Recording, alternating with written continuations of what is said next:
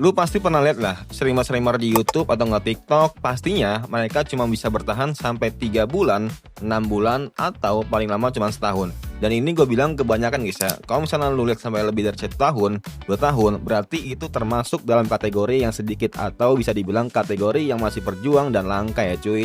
Kembali lagi ke topiknya.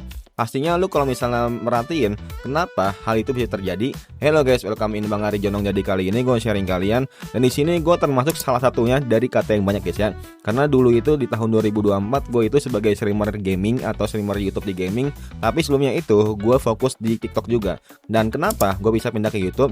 Pertama, ketika gue live streaming di TikTok itu kena shadow ban banget, dan kena sering banget tuh, kena peringatan, kena ya bahasanya dikit-dikit kena peringatan, dikit-dikit kena suspend. Bayangin aja gue lagi live streaming gak tahu gue ngomong apa karena emang apa ya, pembawaan suasananya, gamenya juga bawa suasananya juga, ya udah ujung-ujungnya gue kayak terlepas gitu. Kayak misalnya ngomong toxic, atau nggak mungkin ada ya di game-game itu kayak misalnya peperangan segala macamnya, kan itu nggak bisa kita kendalin guys ya kalau misalnya lagi perang ya. Nah dari situ TikTok nganggapin kalau misalnya itu kayak suatu hal yang nggak boleh gitu di streamingin. Nah dari situ gue pindah ke YouTube, dan YouTube-nya udah berjalan sampai 1,5 tahun. Ya udah dari situ karena gue lihat pendapatan juga kurang, dan kalau misalnya gue lebih tertarik juga di dunia pekerjaan, ya udah akhirnya gue mencoba dulu di dunia pekerjaan, dan mungkin next time gue akan kembali lagi di dunia YouTube ya. Tapi gue nggak tahu kira-kira gue akan lanjut lagi di YouTube gaming atau nggak mungkin di bidang yang lainnya gitu. Yang kedua tentunya pendapatan nggak terlalu besar atau bisa bilang nggak relevan gitu. Karena banyak orang yang ketika mereka memulai YouTube, pastinya sedikit banget dari mereka yang nyiapin dana darurat ya. Kayak misalnya mereka tiba-tiba resign, tiba-tiba karena FOMO, atau nggak karena idolanya main YouTube. Nah ya udah akhirnya dia nyoba-nyoba, baru nyoba sebulan, 3 bulan, 4 bulan, 5 bulan, karena mereka merasa kalau misalnya nggak ada duit, nggak ada saweria segala macamnya, ya udah akhirnya mereka putuskan untuk stop untuk streaming dan fokus untuk mencari pekerjaan yang lebih relate dan juga lebih pasti ya cuy. Dan ini banyak lah teman-teman gue sendiri yang dimana ketika mereka itu aktif guys ya. Contohnya misalnya teman-teman gue di sini itu siapa ya, yang dulunya itu rajin banget, sekarang itu udah jarang banget. Pertama mungkin lu bisa lihat lah nih, kayak Bang Kutu Loncat, mereka ya udah 7 bulan yang lalu ya, 7 bulan yang lalu.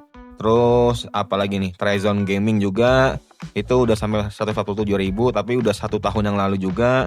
Bang Badeng juga nih salah satu barengan gua. Bang Alka TV juga barengan gua. Tapi ya bisa dibilang mereka udah inilah, udah udah merasa kalau misalnya gue harus fokus ke dunia asli gitu, di dunia perkantoran, karena ya mereka ngerasa kalau misalnya itu lebih relate, lebih pasti juga dalam pendapatan segala macamnya. Dan kalau misalnya lo perhatiin, kenapa YouTuber gaming atau nggak streamer TikTok itu mereka resign juga atau berhenti lah dari dunia streaming lah? Karena pertama alasan-alasannya yang gue tahu itu karena pressure dari viewernya, dan juga ya pastinya perubahan yang benar-benar trending gitu dari gamenya.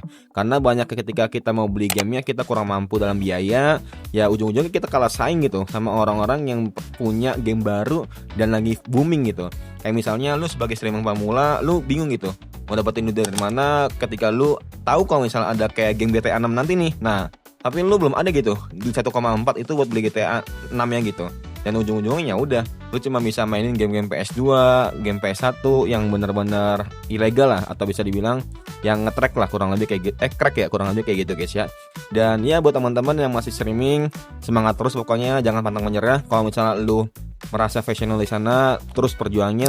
Dan kalau misalnya lu merasa nge-stuck, coba lu berhenti dulu, lu fokus untuk dunia pekerjaan yang lainnya, biar lu ngerasa pengalaman dunia pekerjaan di luar kayak gimana. Nah kalau misalnya udah stabil, udah dapet tabungan segala macamnya, dan lu pengen balik lagi ke dunia streaming, ya udah lu harus komitmen, lu harus konsisten, lu harus perjuangin gitu.